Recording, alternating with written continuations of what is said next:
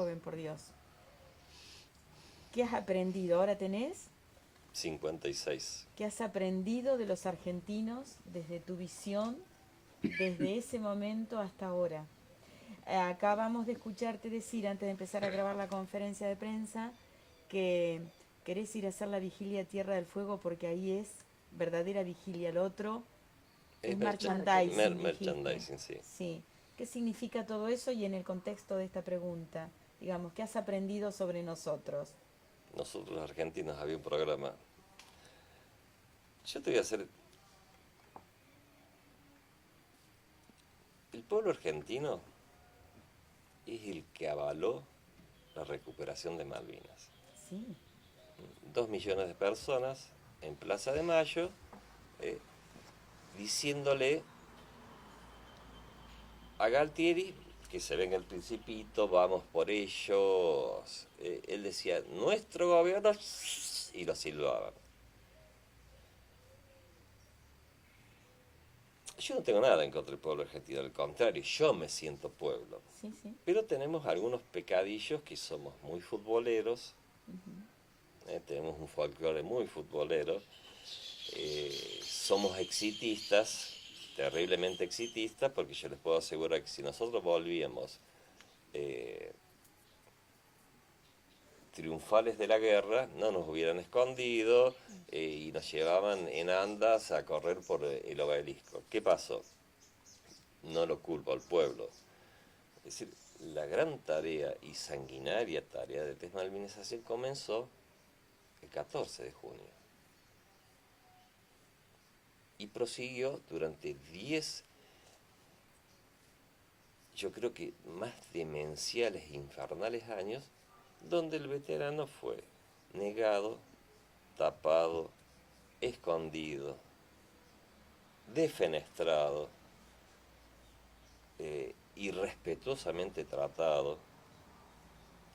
Pero yo no culpo al pueblo.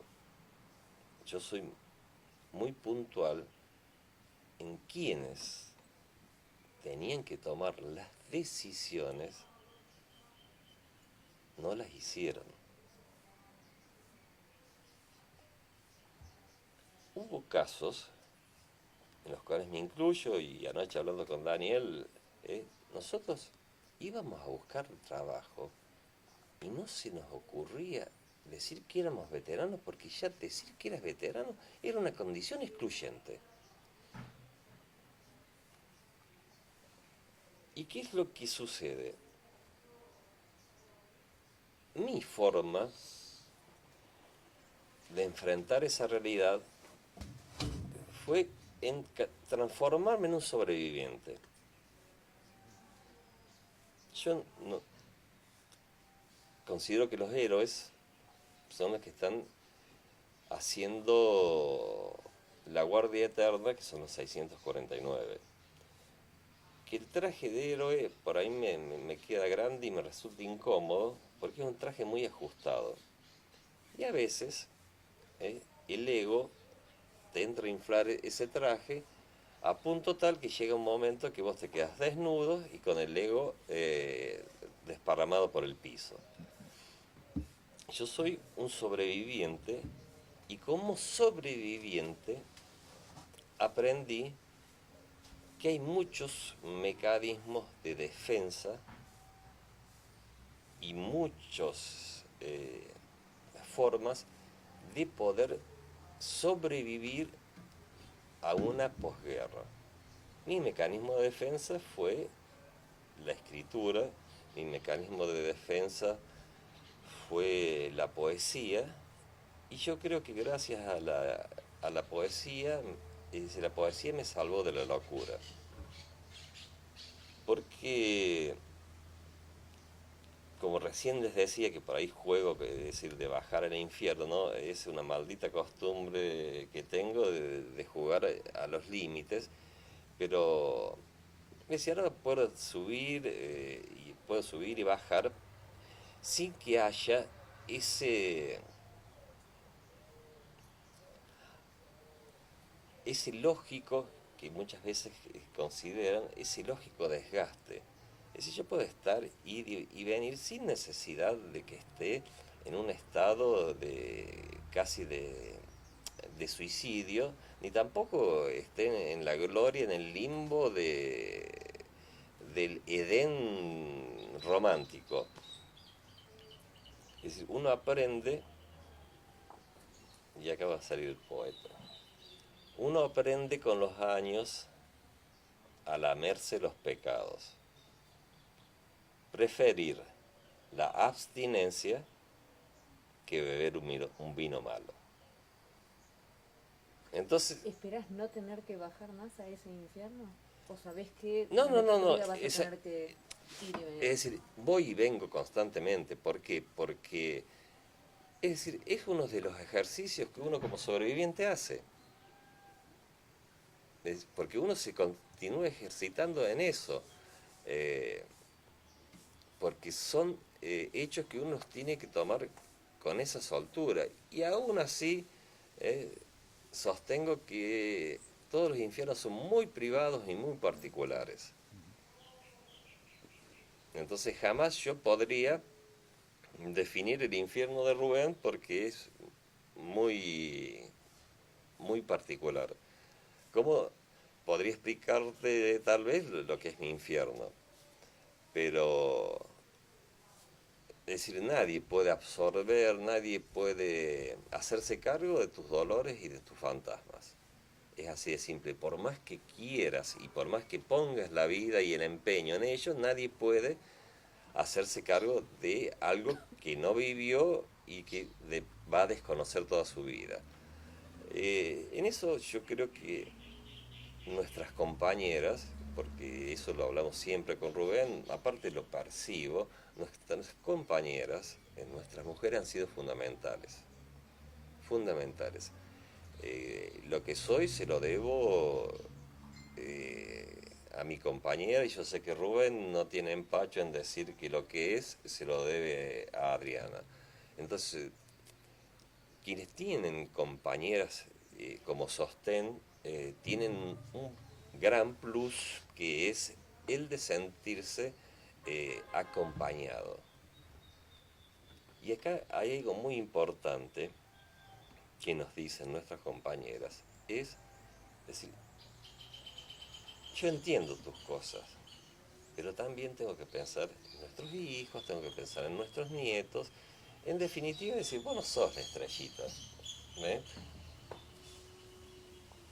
El veterano no es el exclusivo, ¿eh? También está el padre, está el abuelo, y hacete cargo de estas cosas, y es creo que lo mejor que nos puede pasar porque eso nos ayuda muchísimo. Pero Oscar, eh, también lo que nos ayudó muchísimo es en la maldita posguerra, lo que nos ayudó muchísimo es empezar a encontrarnos.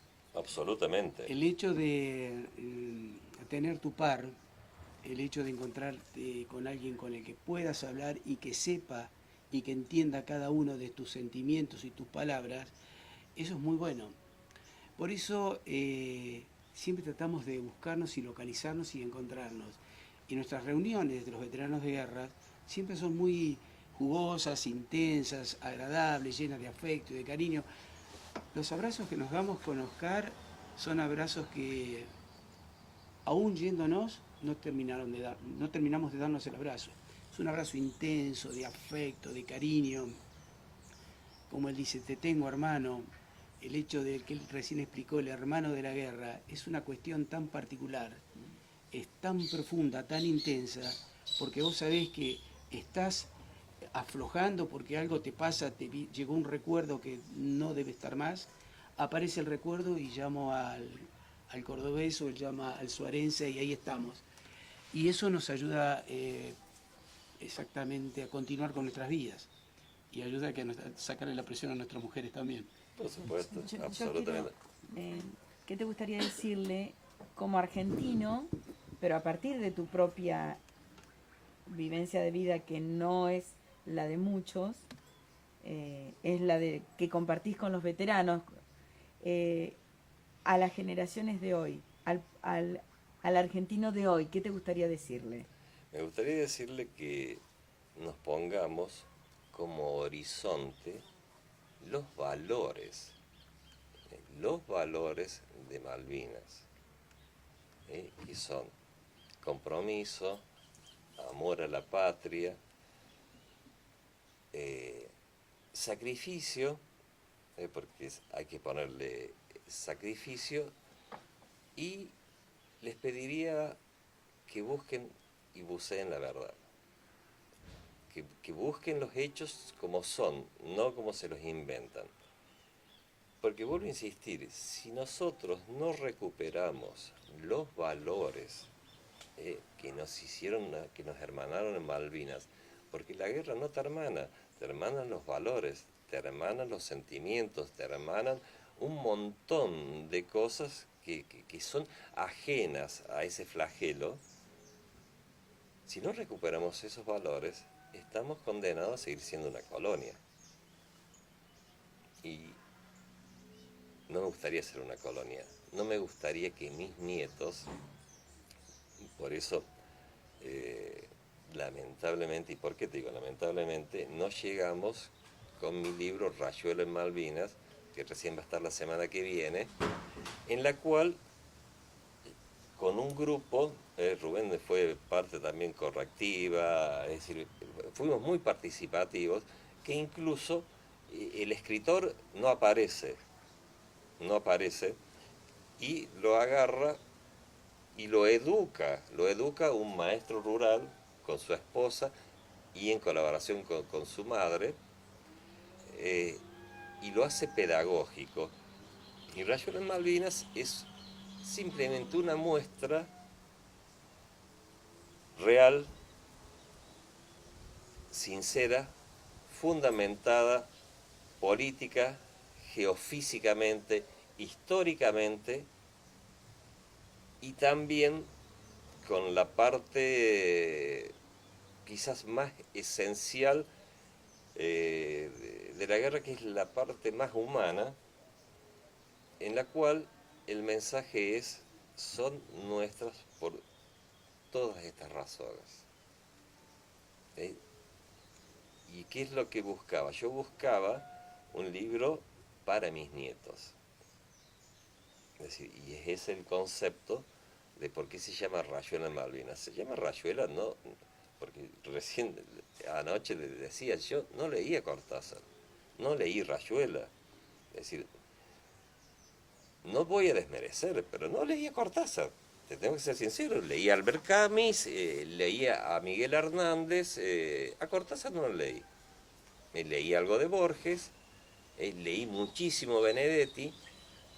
Entonces yo no voy a negar mis influencias, pero tampoco me voy a adjudicar ese perfume de intelectual que si no leíste, no lo leí, punto.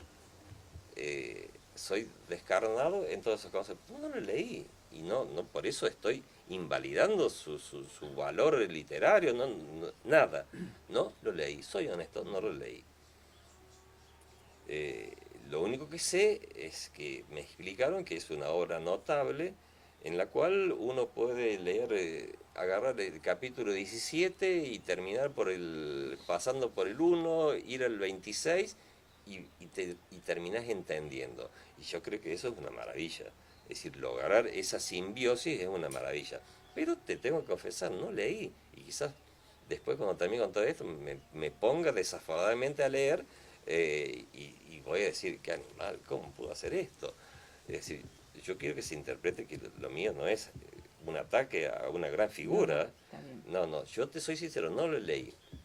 ¿Y por qué la imagen de Rayuela? Porque es la que he visto en los patios de las escuelas. Se han perdido tantas cosas, pero la Rayuela la he visto en los patios. Por eso es Rayuela en Malvinas, porque está dirigida en esencia a una faja etaria de 8 a 12 años. Pero ¿qué encuentro? Que después un hombre simple de 52 años me llama para decir, este libro no entendí. Es decir, yo, como tengo tanta confianza, le dije, más vale, burro, vos sos un barra brava del gallito de Morón, Más vale que vas a entender este libro que es para chicos y no me vas a entender a mí que escribo quizás muy elevado para tus conceptos.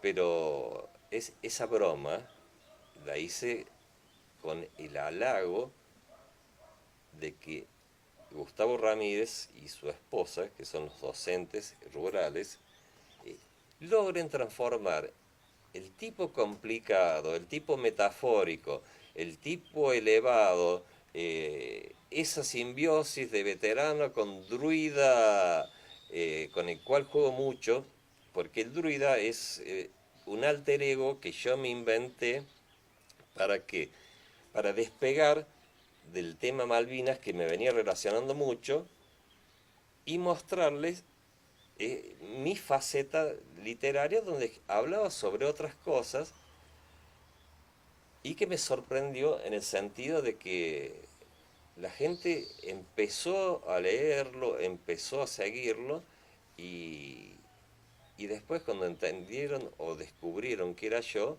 es decir, la sorpresa fue muy grande y por eso por ahí juego con las definiciones y la que te acabo de decir recién de que uno aprende con los años, todo eso, eso es el druida. ¿Por qué? Porque me permite jugar sin la necesidad de censurarme previamente. Para mí una última pregunta. Cuando vos decís los valores de Malvinas, tener como horizonte los argentinos, no te referís únicamente a la recuperación. ¿A qué cosas más te referís? No, definitivamente ese volveremos, para mí, implica tácitamente que las vamos a recuperar demostrando que somos un país confiable, Bien. de que somos responsables, de que somos creíbles, de que haya un movimiento que al fin puedan exportar intelectuales, porque vos me miras y decís, bueno, decime qué intelectual argentino tenemos dando vuelta por el mundo.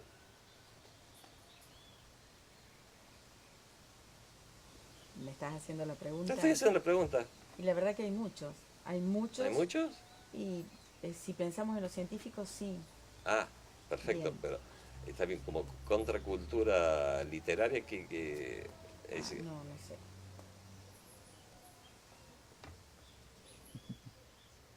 eso responde a mi pregunta. ¿Por qué? Porque hay un travestismo intelectual Ajá. tan grande que vos terminás diciendo, pero este ahora dice tal cosa, pero... Es decir, hay muchos intelectuales que son poco creíbles. Bien. Y una de las cosas que por ahí me sorprende es el hecho de que el poeta debe ser una persona comprometida y debe decir la verdad, debe advertir, porque si no, termina siendo un panfletario. Si yo te voy advirtiendo las cosas, vos después no podés decir, no, es decir, no lo advirtió. Entonces, el poeta, con la experiencia, y el filósofo, recibido, graduado en Malvinas, con un posgrado de 38 años de posguerra, es decir, no podés venir a decirme, ¿vos sos académico? No, no soy académico, gracias a Dios. Marechal, ¿era académico? No. El poeta tiene que estar comprometido con el pueblo, no subsidiado por distintas entidades de beneficencia que benefician a ellos mismos. Gracias. Gracias, Martín. Gracias.